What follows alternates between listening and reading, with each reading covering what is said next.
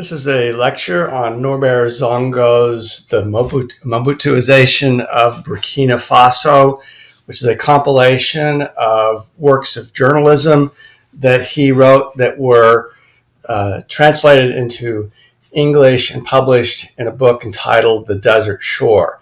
Now, Zongo was also a novelist. He wrote novels, but he's perhaps best known for his journalism. And his journalism was indeed very impressive. He was Burkina Faso's most important journalist, best known journalist. And he was a man noted for his great honesty and integrity. He was, like Thomas Sankara, assassinated during the reign of Blaise Compaore, who not only killed Thomas Sankara and Norbert Zongo, but many, many others during his long reign of impunity and despotism and embezzlement in Burkina Faso. The case of Zongo brought a lot of international attention to the problem of impunity in Burkina Faso, and the killing of a journalist was something that mobilized many people and scandalized not just Burkina Faso, but the continent as well. And so Blaise Compaore, he paid a pretty steep price for allowing his brother Francois Compaore to kill Norbert Zongo. And we'll look at some of the facts regarding what occurred in this lecture. And this is also the first of two lectures. This will be followed by a lecture on Norbert Zongo's novel, The Parachute Drop. And that lecture will look at his literary writing. And this lecture, we're looking at Norbert Zongo's journalism, which was indeed very impressive. Now, I've just chosen a few samples of his journalistic works. He wrote a lot of journalism, and not a whole lot of it's been translated into English, but the parts that have been translated into English I'll be drawing from for you today in this lecture. Now, I've also I have two other lectures on Thomas Sankara, which you can also watch, but they're related topics, obviously. In both cases, these are Thomas Sankara and Norbert Zongo were Burkinabe. As I said in a previous lecture, Thomas Sankara was a Silmi Masi, which is to say a sort of a sub-group of the Masi. And Norbert Zongo was also Masi, but he was a member of the Yoyantsi, which is a kind of a more, which were also known as the ancestors of the earth, an older ethnicity within the Masi, who've been in this area of Africa for many hundreds and hundreds of years. The Masi Empire dates back quite far, and they are descendants of the ancient Masi, although as a Silmi Masi, Thomas Sankara was also Fulani or Pul, part Masi, part Pul, whereas Norbert Zongo was Masi.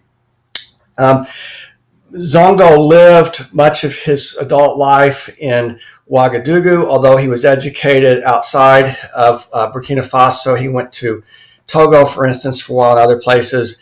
But his newspaper that he founded in the capital of Burkina Faso, which is Ouagadougou, the former Upper Volta, as you can see there on the map, a landlocked country, one of the three poorest countries in the world, along with Mali and Niger.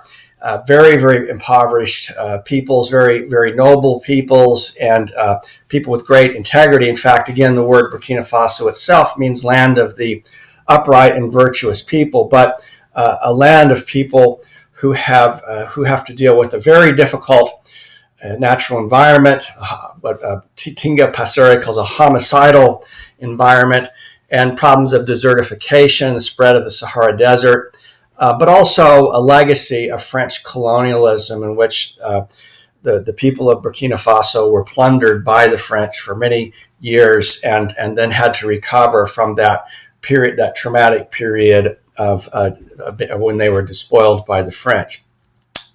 Here's a picture of Norbert Zongo. As you can see, he lived from 1949 to 1998 when he was killed by in the Compaore regime by some armed soldiers who were part of the Presidential Guard called the RSP, probably under the direction of Blaise Compaore, but certainly under the direction of Francois Compaore, the brother of Blaise Compaore. A lot of nepotism in Burkina Faso under the Compaore regime.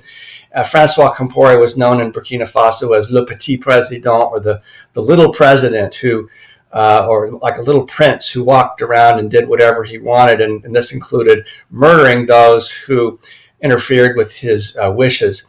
I'm drawing from the Mobutuization of Burkina Faso, which was published in English in 2001 in a book called The Desert Shore. The original French version was published in Zongo's newspaper, L'Indépendant, where he was the editor of The Independent. He was the editor of this newspaper. And it was published in 1997, shortly before his death. And we'll be discussing that as well. His novel, The Parachute Drop, was originally published in 1988, translated into English in 2004. It's available from Africa World Press. Rubenga was written in 1990. This has not yet been translated. This is a French language novel. I'll be discussing both of these further in the next lecture, which is centered on Norbert Zongo's literary writing and particularly The Parachute Drop. But he was the founder and editor of The Independent. After his murder, his wife carried on that role and remains in that role today. Now, Zongo was assassinated at Sapouy, which is outside of Ouagadougou, in his Land Rover vehicle on December 13th, 1998. He was killed along with his younger brother, Yimbi Ernest Zongo, and two traveling companions, Blaise Ilbadou and Abdoulaye Blaise Nkima. It was a very brutal, terrible killing. But prior to that, I had the opportunity to hear Norbert Zongo speak at the U.S. Embassy a few months before he was assassinated. And I heard him say, with my own ears, I heard him say describe how Blaise Compaore's stooges tried to unsuccessfully to assassinate him. And I heard him describe how he would, take different modes of transportation to keep them ever guessing, because one of their favorite modes of assassinating was to kill people while they were in their cars. And sometimes they would just open up fire. Somebody would stop at a stoplight, like let's say this happened in the case of a professor I knew at the University of Burkina Faso. Just stopped at a stoplight, and what the crime of this particular professor had done, I won't mention his name, but what he had done was he had called for a conference to discuss the presidential election in the aftermath of Blaise Compaore's attempts to remove what was called Article 37 in the Burkina Faso Constitution, which was an article that had term limits, but you can only serve 2 terms as president. He wanted it to be removed. Well, this person I knew called for a conference to be held to discuss this, and that was enough for him to be attacked in his car. He was shot many times. He fortunately survived that, but he was left crippled after that incident. Now, Norbert Zongo was not as lucky. He was brutally killed by, again, they were called the RSP. These were the presidential guards of Blaise Compaore, and they sprayed these men with machine gun fire and then firebombed the car. The bodies were burned beyond recognition. This was very, very shocking and disturbing to the people of Burkina Faso. But I think you're going to see when we look at Norbert Zongo's journalism, he himself predicted what was to happen. He knew that he was a marked man because he knew what kind of man Blaise Compaore was. He knew that Blaise Compaore was a killer, and he had criticized him for many different reasons. And in the end, Compaore could not refrain from murdering him. And his killing remains. There's not any justice that has, even after all these years, Blaise Compaore and his criminal brother, Francois Compaore, have not been brought to justice over what they did, over these men whom they killed, but the many others. I mean, you have to remember, Blaise Compaore killed many, many people. He would, for instance, when I was there, they call it a faux complot. He cooked up he would accuse people of organizing a coup, and he would use that as an opportunity to go out and kill his political enemies. So he was an assassin who operated with great impunity in order to preserve his power, so he could continue to embezzle from the people of Burkina Faso and remain in power after he'd already killed Thomas Sankara. So yeah, he was a terrible despot, and he's still alive. Has not yet been brought to justice. Here is the incident that caused a lot of discussion at first. The man that you see with the tortured back, the burns in the back, is a man named David Ouedraogo. He was tortured and then killed by Francois Compaore. You see him at the bottom, the petit président, or the little president, and he was accused of having stolen money from the house of Francois Compaore. And so, Compaore just had him, tortured and killed. He left behind a wife and children, at least a daughter. I think her name was Chantal Ouedraogo. She would now be in her 20s, I would guess. But in any case, Norbert Zongo began writing about this, as well as the role of Kafando in some of these incidents, Marcel Kafando, who you see in the middle. And he was told to back off and to stop, and he did not stop. And so he continued to investigate this murder. And this was what many people felt was what led to his killing. Because of course, Francois Compaore he didn't want to go to jail for being the murderer that he was. But my view is a little bit different, because having lived in Burkina Faso and followed the journalism of Norbert Zongo for more than a year before he was killed, I think I would view this more as the straw that broke the camel's back, because he was very bold and he was very honest, and he spoke truth to power, as one says, and he didn't care. He was about the only journalist in the country who did. Now, he published under the pen name of H.S. or Henri Zegbo, and he had his newspaper, L'Indépendant. It came out every Friday, and I used to go pick it up on the street corner, and I anxiously looked forward to it each week, because it was really the only paper in Burkina Faso that you could get where you really could truly get the news. And I think you have to remember that all of this occurred really prior to the internet, prior to cell phones. When I lived in Burkina Faso, I didn't. I had a single phone in my house, and you could only make calls locally within Ouagadougou. You couldn't even get calls outside of the country. And I would get mail sent in a pouch at the embassy once a week. It would arrive in the embassy mail, but you couldn't even get mail in. And so part of this kind of isolation, this was an era prior to internet, and so it allowed criminals like Blaise Compaore to operate with total impunity, because it was very difficult to get information out of the country. And so they just basically did whatever they wanted, and they used murder as a weapon to intimidate and consolidate their power. But Zongo was a very bold spokesman, and he spoke quite frankly about what was happening in his country. Now, in the year that I lived in Burkina Faso, this was in 1996 through 1997. This was the year leading up to the death of Zongo. And there was a strike happening at the university at this time. And part of the reason why there was a strike was that the student body president, Dabou Boukri, who you see here in this image, was yet another one of these people who was murdered during the Compaore years, who had boldly spoken up against the Compaore regime and then just sort of disappeared. And this is what tended to happen too. He was a medical student, and he was just, he just disappeared and was never heard from again, and was most likely, tortured, and his body was disposed of. And the students at the university were not very happy with the situation, and also with the impoverished conditions with which they lived under.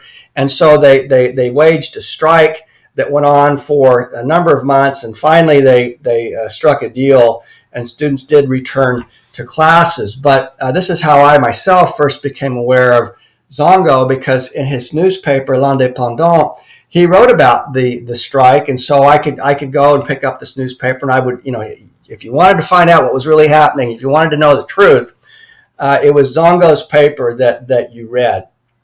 And so I began collecting his writings, and I've got a whole stack of them that I've preserved from the year that prior to his death. And so later I ended up translating some of these. The Mobutuization of Burkina Faso was really one of the pieces that he wrote, and I've used that title and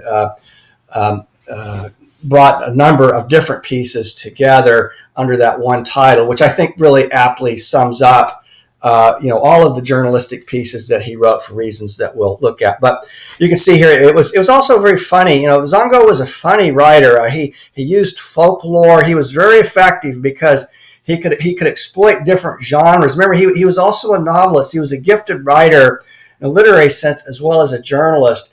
And he really knew how to speak to the people of all different classes and backgrounds, including the peasant class in Burkina Faso, as Sankara would call them, sometimes through the use of comics for those who couldn't read. So there was also often a lot of good comics, political cartoons in the L'Indépendant as well that were quite funny and interesting.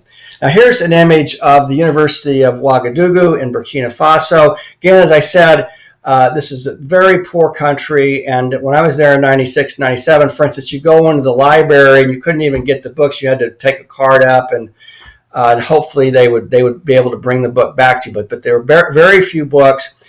The situation has improved, obviously, with the invention of internet, and internet has done a great deal to also bring attention to the criminal reign of Blaise Compaore.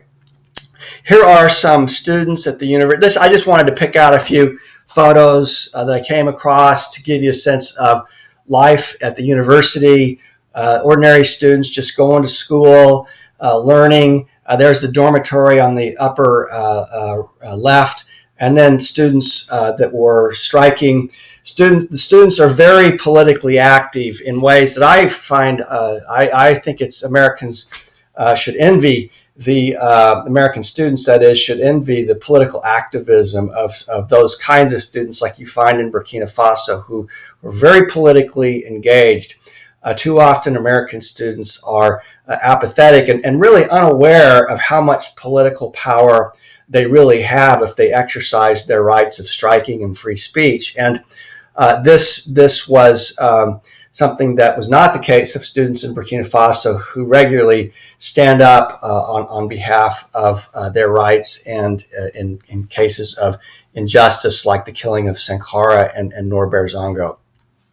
So if you would like to find more information about this student strike in the months leading up to the assassination of Norbert Zongo, you can read this. You can find this easily on the internet. And the Chronicle of the Student Strike in Africa, the Case of Burkina Faso. It was published in African Studies Review. And when I was, I'd been home back in the United States for about a month, I think it was, maybe even less, when a colleague of mine who replaced me, her name was Beth Wiley, she contacted me, and when I found out that Zongo had been assassinated, I was just utterly shocked, because I had just seen him, and and I had so much admiration for him. But the fact that Compaore would take such a brazen step just utterly shocked me. But Anne Elizabeth Wiley, she helped a great deal and provided more information about after the murder of Zongo, which is also included in the appendix of that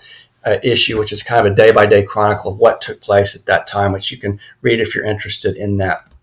Now, but we want to focus here on the question of Mobutuization. So, what is Mobutuization? I don't want to assume too much knowledge. This is a lecture intended for newcomers to African literature, newcomers to African politics and history, and so I don't expect you to know who these figures are. Many of you will who are listening to this, but many of us won't. So we got to review this. So you can see there on the far right, that's Patrice Lumumba. He was the first president of the Congo, or what became Zaire, in the aftermath of decolonization. He was brutally murdered by Mobutuization, who became the dictator of Zaire from 1965 to 1997. He was a terrible person. He spoiled the whole, or defiled, I should say, the whole Negritude movement by appropriating, these ideas of Africanity, wearing a hat, but pressing, celebration of indigenous African identity and cultural values in order to promote what was essentially a despotic fascism. And when Lumumba was president and spoke up against the Belgian people of Europe who colonized Congo. And remember, you have to remember, Congo was what became Zaire was a particularly brutal instance of colonization. This was the subject, for instance, of Joseph Conrad's Heart of Darkness. It was the Belgian were just, it was one of the most vicious and brutal instances of colonization in African history. And Lumumba spoke up about this. I'm going to show you in just a minute a clip of his speech, and you'll get a sense of what I'm talking about, and then we'll talk about what happened to him. So let's do that. 30 juin 1960, le jour de l'indépendance. Le roi parle longuement des colons, de Léopold II. Il demande de penser à ces pionniers de l'émancipation africaine. Il demande surtout de ne rien changer, si on n'est pas sûr de faire mieux. L'indépendance du Congo constitue l'aboutissement de l'œuvre conçue par le génie du roi Léopold II, entreprise par lui avec un courage tenace et continuée avec persévérance par la Belgique. Elle marque une heure décisive dans les destinées, non seulement du Congo lui-même, mais je n'hésite pas à l'affirmer, de l'Afrique tout entière. Le roi a parlé. Il a dit ce qu'il avait à dire. Puis, le président dit ce qu'il devait dire et remercie le roi. De l'autre côté de la tribune, quelqu'un fignole un discours non prévu au protocole. Il va dire ce qu'il ne faut pas dire. Combattants de l'indépendance, aujourd'hui victorieux, je vous salue au nom du gouvernement congolais. À vous tous, mes amis, qui avez lutté sans relâche à nos côtés, je vous demande de faire de ce 30 juillet 1960 une date illustre que vous garderez ineffaçablement gravée dans vos cœurs, une date dont vous enseignerez avec fierté la signification à vos enfants, pour que ceux-ci, à leur tour, fassent connaître à leurs fils et à leurs petits-fils l'histoire glorieuse de notre lutte pour la liberté.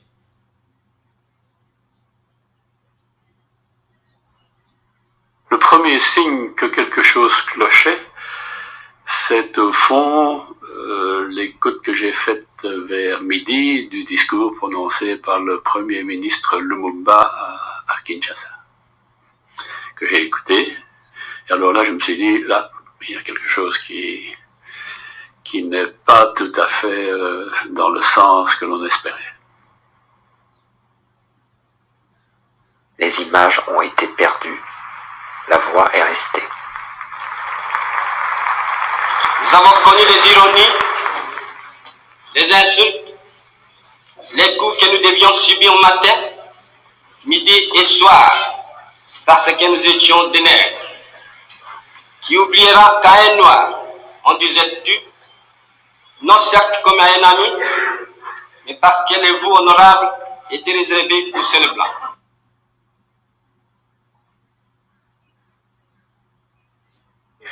Alors je crois que je peux même affirmer que le roi était d'assez mauvaise humeur après le discours et qu'il a voulu quitter immédiatement et rentrer en Belgique et que bon, c'est se rendant à la raison d'État qu'il est resté et qu'il a assisté au repas qui était prévu et où d'ailleurs a fait un discours beaucoup plus aimable à l'égard de la Belgique, mais je crois que le mal était fait. Nous y avons souffert dans notre espoir, dans notre essai de l'oppression colonialiste.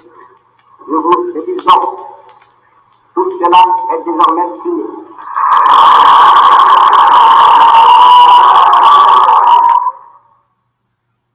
Pour moi, c'est un super excité qui n'est pas capable de faire une échelle de valeur entre ce qui est important, ce qui est moins, et ce qui n'est pas du tout. Juliana Lumumba, fille de Patrice Lumumba. Le contexte de l'époque faisait que quand on était vraiment un nationaliste qui aimait son pays et que les mots d'ordre, bon, que tous les politiciens disaient indépendance, liberté, liberté économique, indépendance économique et tout ça, c'est qu'il y croyait vraiment et les gens se sont rendus compte que ce n'était pas uniquement des slogans électoraux ou bien pour avoir des voix, mais que c'était un homme. À partir d'un certain moment, on ne pouvait pas composer avec lui sur l'indépendance de son pays et sur certains principes qu'il a érigés. Et je pense que c'est pour cela qu'on a vu toute cette coalition, parce qu'il n'y avait pas que la presse, il y avait aussi l'Église, qui a été aussi très pugnace et très dure vis-à-vis de Patrice Lumumba aussi. Et même pour d'autres politiciens qui avaient aussi lancé les mêmes mots d'ordre, qui avaient dit aussi les mêmes choses, mais ils n'ont pas été attaqués de la même façon. On vous lâche au volant d'un bolide roulant à 200 km à l'heure, en sachant que vous n'avez jamais conduit de votre vie. On vous dit, allez-y, c'est votre tour. Dur apprentissage. So I hope that just gives you a brief little sense of of what happened, how when he came to power in what is today Zaire, then the Congo, he told the Belgian people exactly as it was. He was very similar to Sankara in that sense, and Zongo as well. They spoke the truth about the history of imperialism in their respective countries. Zaire in the case of Lumumba, and Sankara in the case of Burkina Faso, and in both instances they were murdered for their convictions. I'm going to show you one more little short. This is very short, about a minute long video, in which you can see some very haunting footage of what happened to Lumumba after he gave this speech.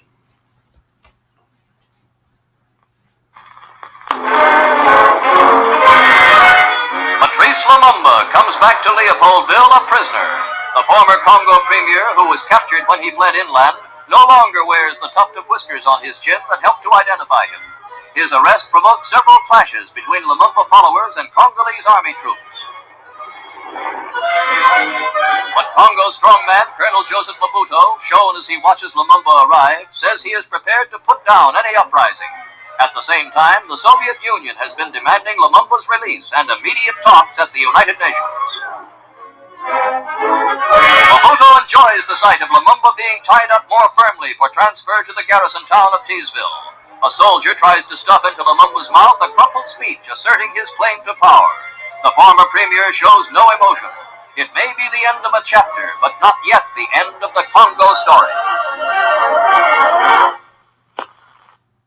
So very terrible what happened to him. You can see them literally stuffing the speech that he gave into his mouth. When Mobutu had him taken out, he was taken out and shot, essentially murdered. Now it became later the information was released that it was the CIA who had directed his murder under the command of David Dwight Eisenhower. So it was the American President Eisenhower who actually ordered his murder. Now remember, this was again in the context of the Cold War as well, and so Lumumba was seen as being dangerous from the American perspective, as being somebody who would be on the side of the Soviet Union.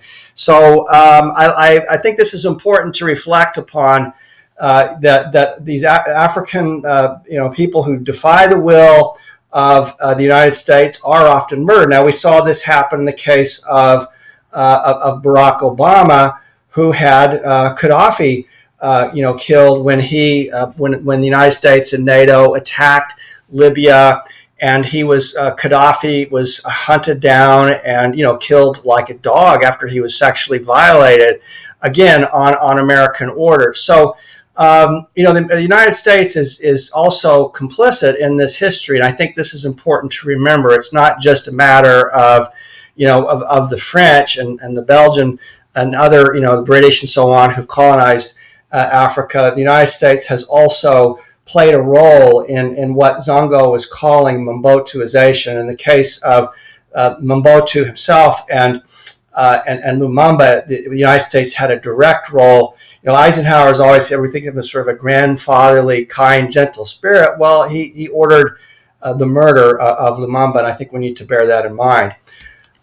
You can see here over the years, there's Mobutu with John F. Kennedy, with Ronald Reagan, with Richard Nixon, with George Bush. He was regularly, even though he was a criminal, a murderer, and who had embezzled much of the funds of the Zaire, he was treated very well and welcomed at the White House. And these kinds of welcoming ceremonies, they serve the function of legitimizing African presidents as well. All you've got to do is have a photo op, and it makes you look legitimate back home, because the United States is on your side, is an ally.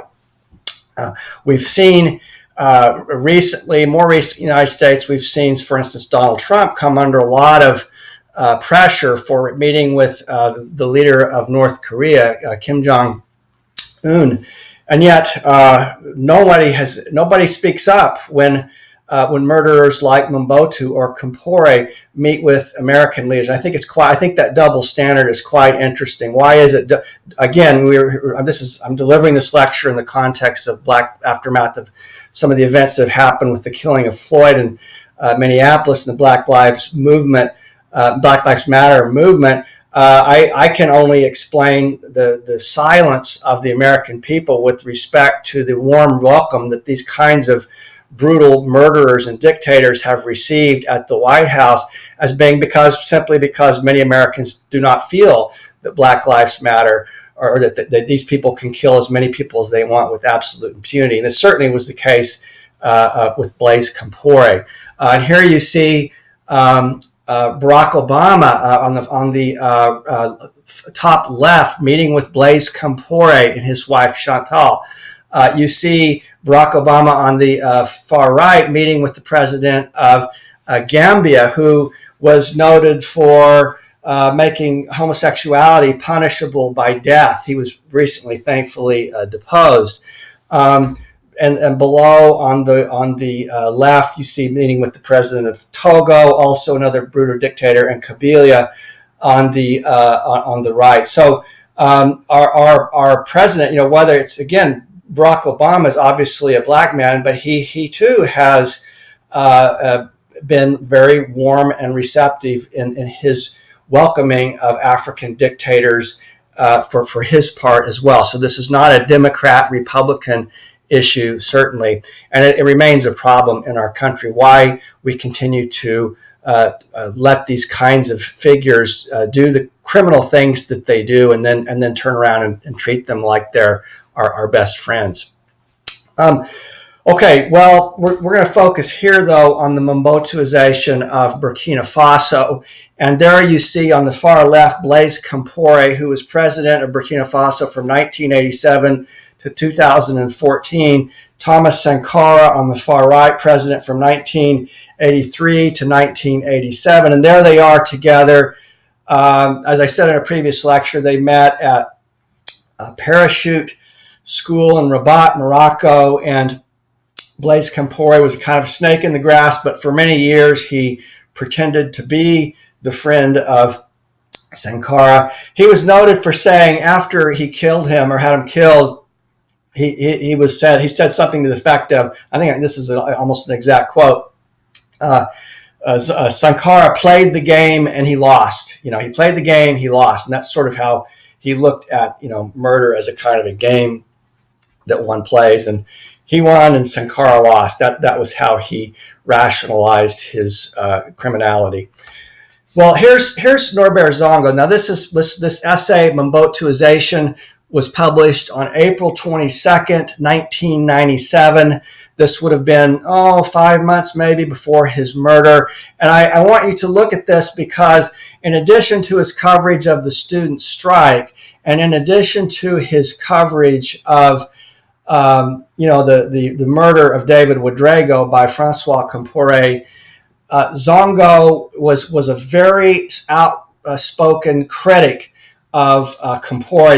You'll see this is partly why I feel, from my own perspective, I do feel that it was a more like a situation of the camel, the straw that broke the camel's back. It wasn't just the David Ouedraogo situation. It was the fact that Zongo was really getting under Compaore's skin, and you'll see why. Let's read this. It says, in the opinion of many experts and political leaders, Zongo writes, the Zairian president, this would be Mobutu, under false pretenses, through bogus organizations and so on, is calculated to possess one of the largest fortunes in the world. For 30 years, he has amassed a colossal fortune, surpassing Zaire's entire foreign debt. As early as 1975, he loaned money to his bankrupt country. And I think about that. And the Zairians actually organized parades to thank him. And he's being sarcastic here, but thanks to the nobility and patriotism of Zaire's founding father, our nation has become the beneficiary of a loan that will save us from international humiliation from submitting to our lender nations. So he steals from the people and then he loans it to them back, and then he's celebrated as some kind of national hero. It's just incredible. Here he is, the pompous man himself, seated on his throne with his leopard skin rug, and this little hat that he always wore. He really gave negritude a bad name, I have to say, because he pushed this idea of appropriating or using traditional African values. He pressed them into the service of a very dubious fascist political agenda. But here's Zongo. It's not only Mobutu's amazing fortune that calls for our attention. We must also reflect upon the manner in which he accumulated it. The richer you are, the richer you have to be. This much we know and take for granted. But in Mobutu's case, can a leader really fool himself into believing that he truly cares about his country and its people while he spends his life securing his personal fortune to the detriment of his country and its people? What threshold of moral degradation must be crossed before a leader simply stops caring about the people he represents in the eyes of the world? The case of Mobutu is by no means a unique one in Africa. And here's where he starts to hone in on Compaore. Thus, we must truthfully ask ourselves this question. At what precise moment can we say that an African head of state, we all know who he's talking about here, has lost touch with the lives of his people and become estranged from the destiny of his country? These questions are crucial in making a diagnosis of whatever regime happens to be in place. Yes or no?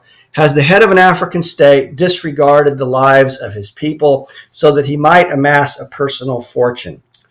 Who's he talking about here, Mobutu or Compaore?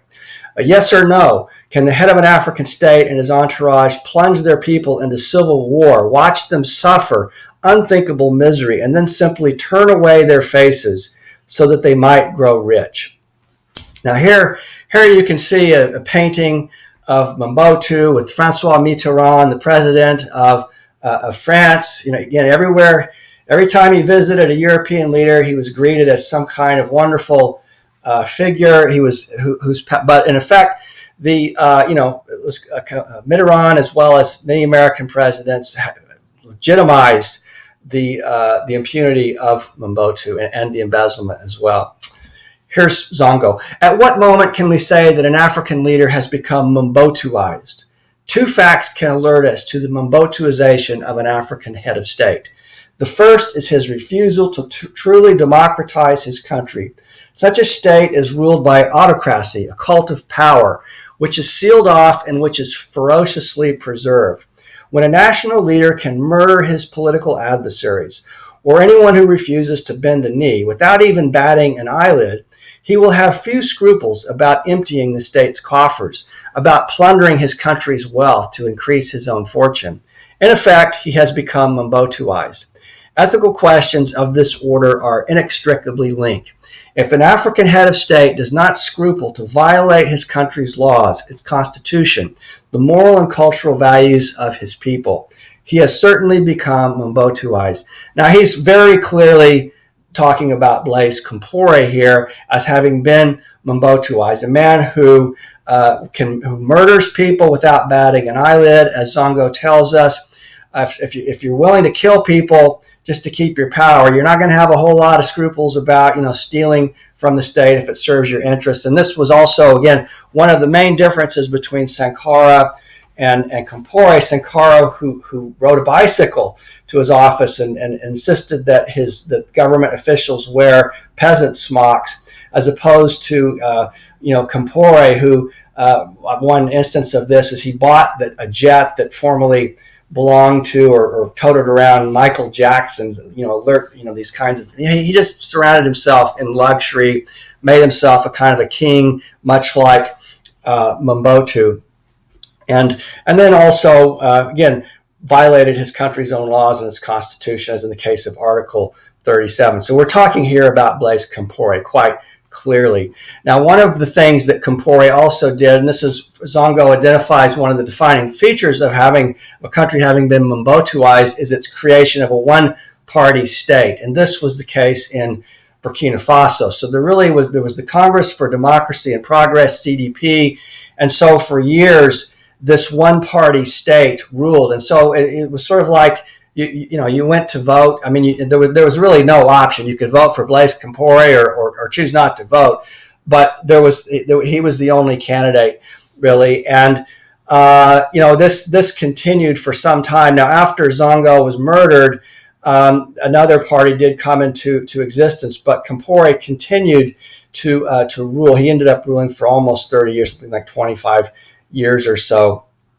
And he was able to continue to hold on to that office before he was finally driven from Burkina Faso in 2014 with the French escort, and then fled to Cote d'Ivoire, where he is today.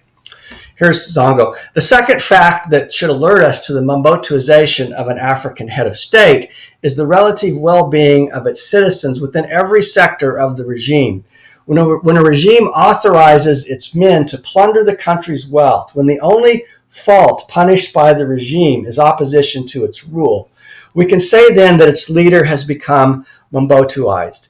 Disregard for the public's well-being, tolerance of widespread corruption, or becoming corrupt oneself, all become a matter of course in such a regime. When a president becomes Mobutuized, he no longer has eyes or ears to bother with those who imitate him. Again, the fish rots from the head down is another way to say that. If a leader hopes to impose his moral vision upon others, and this is a key theme in Zongo's literary writings as well as his journalism, the importance of the leaders themselves being people of ethical integrity. If he hopes to impose his moral vision upon others, he must himself be able to recognize the difference between right and wrong, between mistakes and crimes. Above all, he must not commit such crimes himself. Now, this is a lesson that we should take to heart here in the United States. We have a very similar situation with the president who has functioned with virtual criminality as well, who doesn't seem to be able to distinguish between crimes and mistakes in the way that Zongo is describing. Now, those who reside at society's base will follow the example that comes from the top. Virtue is learned through example. It imposes its own law as the people follow their leaders' teachings. Corruption eventually ripens. A national leader and his entourage's Mobutuization inevitably increases. Mobutuization is evident in the refusal of a leader to truly democratize his country and in his desire to rule for life. Such a desire signals an advanced case of Mobutuization in a national leader and his regime. Now here is where we're going to get getting closer to being very explicit about what we're talking about here in this essay. And Zongo's playing around a bit by what he does not say here. Mobutu of Zaire is not alone. In many countries on our continent, there are leaders who play with the laws and constitution, as Compaore is doing with Article 37, removing term limits, so that they may reign as kings for life. So they can pillage and steal from our people, like Mobutu. In numerous countries across our continent, there are heads of state who refuse to leave office, ever strengthening their autocratic powers, monarchies, and anti-democracies. They continue to plunder their countries so they might amass their personal fortunes, like Mobutu in his country. In Africa, whenever we speak of our regimes, we must ask ourselves one decisive question. Has our national leader become Mobutuized? The answer is easily enough found, provided we ask the question. It's worth the trouble. So it's interesting what is left unsaid here, but it's very clear who he's talking about, who has become Mobutuized, wanting to rule as sort of king for life, amassing a great fortune, plundering his country. But I also note here that we're not just talking about Burkina Faso and we're not just talking about Zaire. That this is a problem all across the continent. And the problem exists not because African people are inherently corrupt, but because this is the essence of neocolonialism. This is how European and American powers are able to rule indirectly by installing and propping up, installing, supporting criminals like Mobutu and Compaore. So again, one should, if you're listening to this and you're an American citizen, we need to really point the fingers at ourselves here for our indifference and complicity in allowing this kind of situation to continue for as long as it has. Here are the kind of a gallery of rogues. You can see there Blaise Compaore. There next to him is Mobutu. These are the two we've been talking about. There are other figures as well that one could speak of. Ndimbe in Togo, and the president of Gambia, and then Houphouët Boigny, and then there's of course Hitler in the at the bottom. Now it might seem one sometimes speak of the Hitler rhetorical fallacy that's always easy to refer to Hitler and trying to discredit one's political opponent. But in fact, Zongo himself uses the example of Hitler in discussing the situation in Burkina Faso in this next essay called Requiem, which was published in The Independent on February 11th, 1997. He now is comparing Compaore not just to Mobutu, but to Adolf Hitler. And again, you can see that this kind of bold journalism is what made it was not just the investigation of David Rodrigo's murder, but his very frank descriptions of who and what Blaise Compaore was certainly got the attention of the Compaore regime. Here's Zongo. In 1933, when Hitler rose to power, the German nation felt as if they had arisen from the ashes. The man was a patriot, a worker, determined and utterly convinced of his vision. The rebirth of Germany, now strong, rich, disciplined, and dominating. The prophetic nature of his speeches made them irresistible. What followed is all too well known, the rapid industrialization of a nation unparalleled in world history. And then catastrophe. In the beginning, the Germans tolerated his abuses and encouraged his dictatorship, the most evil of all dictatorships. At first, it all seemed an utterly banal affair, harmless. It only affected the Jews and strangers in general. Later came the Germans' turn. The simple truth is, Zongo writes, that a dictatorship, no matter where it may be, knows no limits. What's more, the logic of dictatorial rule always escapes the dictator himself. The dictator ends up the victim of his own dictatorship in often insidious ways. It all begins with rationalization, with alibis evoked to justify the dictator's acts. Nobody built up Rome like Nero, who coined the expression in regards to his subjects, "They can all hate me if they wish, so long as they fear me." Closer to home, the colonizer justified, in this case the French colonizer, justified his cruelty by the number of roads built, schools opened, health units installed, etc. These achievements were heralded to justify the loss of human liberties, rights, even the right to live. So, for instance, if we take like the building of the train from Abidjan to Ouagadougou, well, it was, the French oversaw it. They didn't actually build it. They pressed people into service, forced labor to build it. But all was justified, the lash, the whip, because of the progress, the name of the progress. They were somehow supposed to compensate for the implementation of an inhuman order that reduced man to the status of brute beast. There has never been a dictatorship that could not be justified in its earliest days, Zongo writes. From Nero to Hitler, from Idi Amin to Mansour of Niger, there are certain identifiable elements in all dictatorships. In this regard, two main points stand out. All dictatorships insist upon absolute belief. Throughout history, there's never been a mini dictatorship, a partial dictatorship, or even a feigned dictatorship. All peoples in such societies who are capable of belief disappear. When peoples under a dictatorship first fall asleep, everything seems fine, but they always awaken with a jolt, an explosion somewhere. While they vegetate, it's always in a state of belief. Now, I'd like to draw attention to this point that he makes here in relation to how some people outside of Burkina Faso describe Blaise Compaore as a sort of a semi-dictator, a semi-autocrat, and say in comparison to, say, a more, upfront,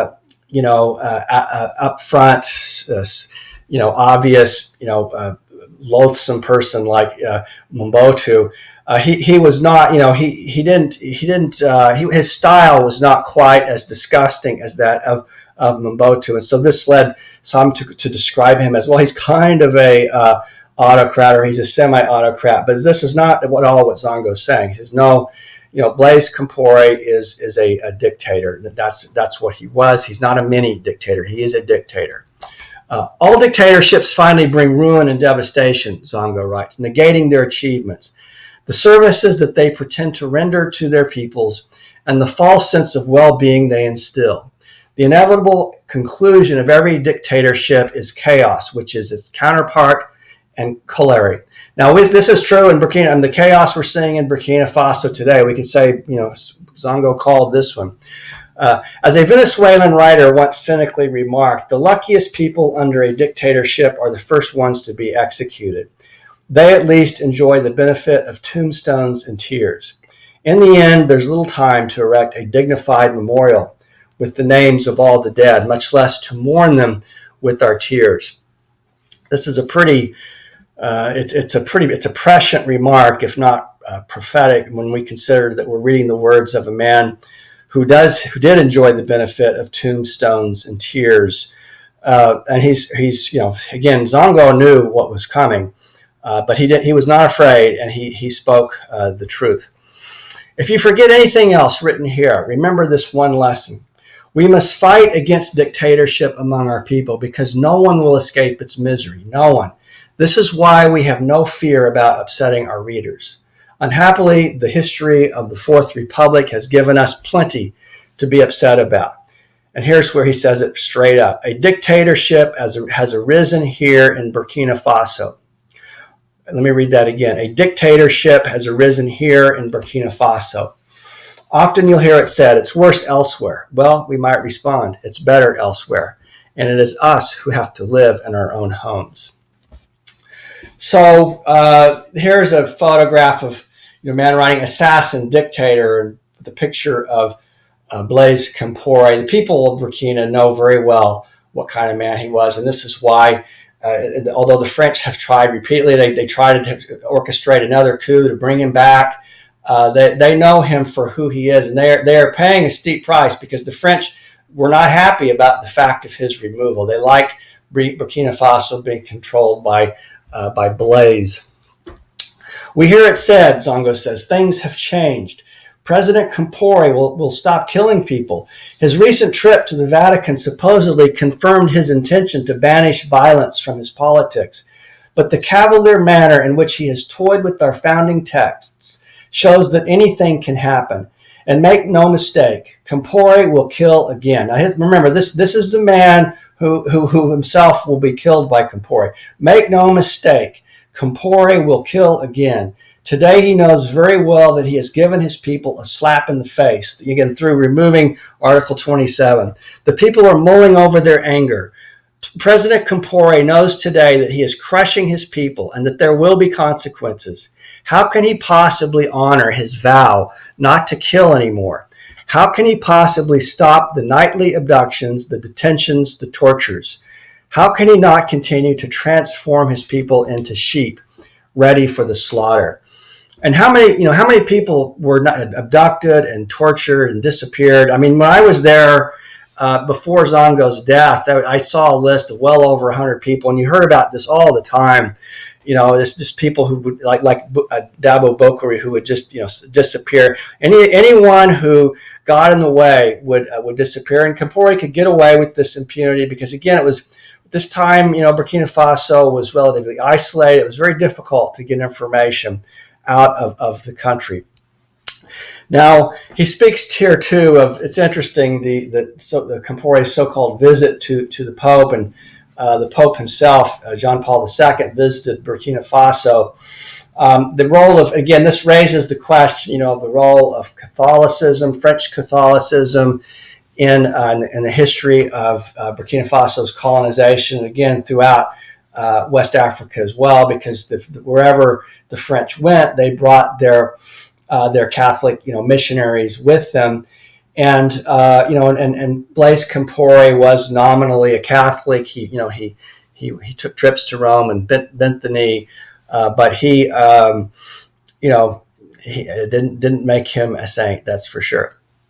Here's Zongo. In a word, how can he possibly impose his will upon Burkina's intellectuals who know very well what he's doing, as opposed to, say, the people in the rural countryside who don't, who understand the wider dimensions of his dictatorship and what it means for our people? Only one solution is possible for him: to imprison, to kill, to cause disappearances, etc. There is no other alternative. There has never been a partial dictatorship. There will be no half-completed dictatorships in Burkina. Our esteemed president is fully prepared to commit more violence that will soon leave us yet more widows and more orphans by the dozens, of whom one, as we know, will become Zongo himself, who's writing these words. Neither the Pope nor the cardinals, much less our local priests, can prevent this from happening. When a single man becomes dictator of an entire people, he will not bother to listen to anyone but himself. President Compaore has made his choice. He is total. Requiem, requiem, requiem. So Zongo is singing the death of the nation, its democratization that began under Thomas Sankara and now has become a dictatorship. As you can see here, the man holding up a sign that says Blaise equals Ebola. That's how strongly many people feel today, because they know what he's done to this country. Now, in the Independent, this is the last piece that we'll look at. In March 4th, 1997, Zongo, this piece was more of an analysis of what was going on in the military at the time, and it gives us some insight to what's percolating under the surface. And again, he's speaking here about things that most people would not dream of even whispering. So he's really venturing on some very, very risky ground here, but it gives us great insight into what the situation was at this moment in 1997, prior to his assassination. The Burkina people know there is far too much rancor that has been swept under the rug, too many frustrated murders and unrequited vendettas. It is therefore imperative that we communicate with one another. We must lance every boil. There are two camps within the military council, and they are not newly formed ones. There has been conflict between these two camps since October 15th, 1987. Now, this was the day that Thomas Sankara was murdered in the coup. And this ongoing silence is far from reassuring.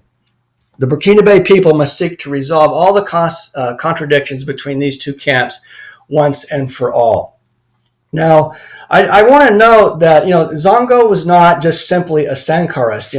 He was, in many ways, his political views were similar to Sankara, but he was a journalist, and he really wanted. He was really worried that a civil war would break out because the followers of Thomas Sankara, even though they had been silenced, they were still very upset about what had happened. And so the situation is that you have these two camps in the military, those who remain loyal to Sankara but have to keep their mouths shut, and those who are loyal to Compaore. And so it wasn't, Zongo wasn't just simply saying that the Burkina people should, embrace a Sankarist vision. He was saying, look, we need to get these people talking to one another in order to avoid a civil war, because it was a civil war that he mostly feared, because he knew the poor of the poor would pay the highest price for it if the civil war, like let's say what happened in Liberia, should break out in Burkina Faso, and he was very, very afraid that this might happen.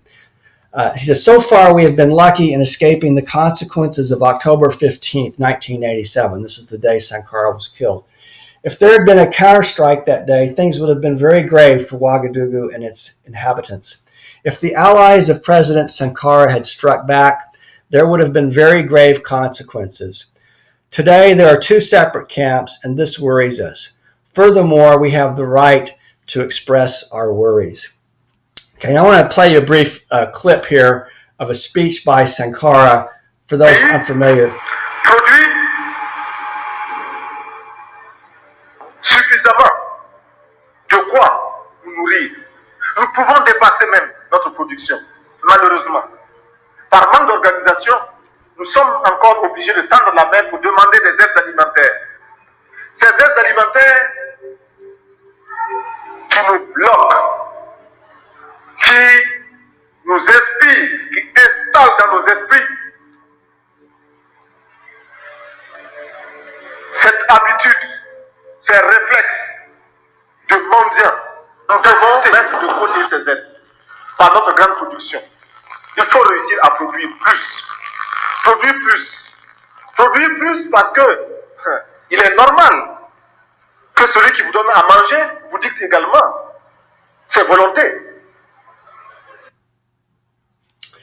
So, Sankara, this policy of being self-sufficient was one, of course, that Blaise will immediately reverse.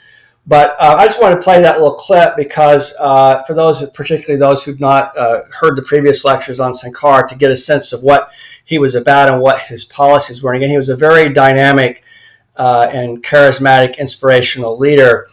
But he'd been killed, and so now you have the situation in the military of these two camps lined up against one another, and the possibility of civil war breaking out.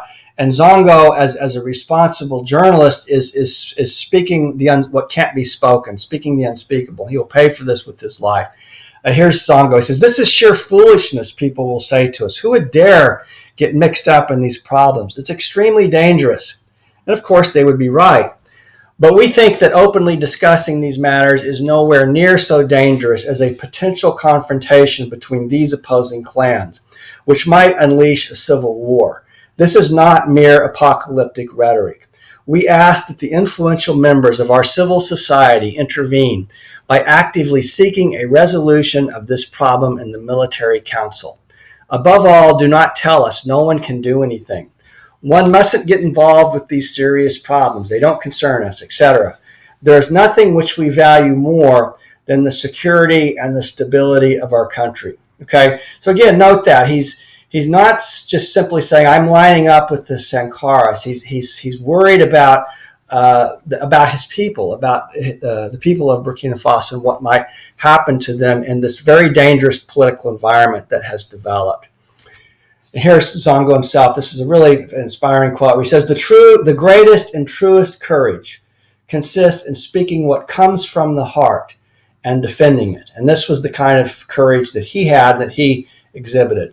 And he knew that he knew they'd kill him, but he didn't care I mean, of course, he didn't want to die, but he knew that he had to speak up. He couldn't stay silent. It's high time that President Compaore rethinks his ideas about ruling this country for life. It is not the destabilization of Compaore's regime that concerns us. It is rather the disastrous consequences that could be visited upon our people. And quite frankly, we are worried. The sound of marching boots will not go away so long as Compaore reigns with eternal power. He will always be tempted to abuse such power. The catastrophe is just beginning. Now, this may sound apocalyptic, but when we look at what's happening in Burkina today, it's very sad to contemplate. And when we think about what Francois Compaore, the Petit Président, or the little president did, you can see there on the far left, this is all that remained of Norbert Zongo in this burnt up vehicle that he destroyed, or had his RSP, the presidential assassins, to destroy. And there is Zongo's tomb in Burkina Faso, not far from the tomb of Thomas Sankara, which you can visit should you have a chance or opportunity to go to Ouagadougou. Now, Alpha Blondy is an interesting singer, one of my favorite reggae singers. He performed with the Wailers after the death of Bob Marley. This is one of his albums, Jerusalem, where he wrote where he performs with the Wailers. He's an Ivorian. He wrote a very popular hit song called Journalists in Danger. It was an homage to Norbert Zongo. I'll just play a brief clip from that. Au clair de la lune, mon ami Zongo refusa de bâillonner sa plume au Burkina Faso. Et Zongo est mort, brûlé par le feu.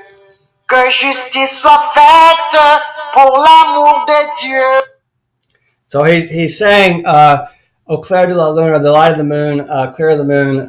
My friend Zongo, he was killed because he wouldn't put down his pen, and so this song goes on, and it pays an homage to Zongo and the life of Zongo, and so it was a wonderful song.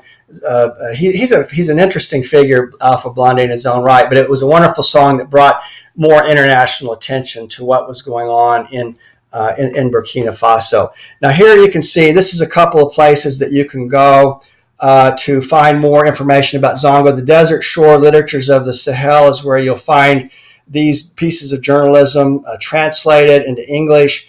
And then The Parachute Drop is a novel also translated into English. And I have, in my next lecture, I will be presenting on Zongo's novel,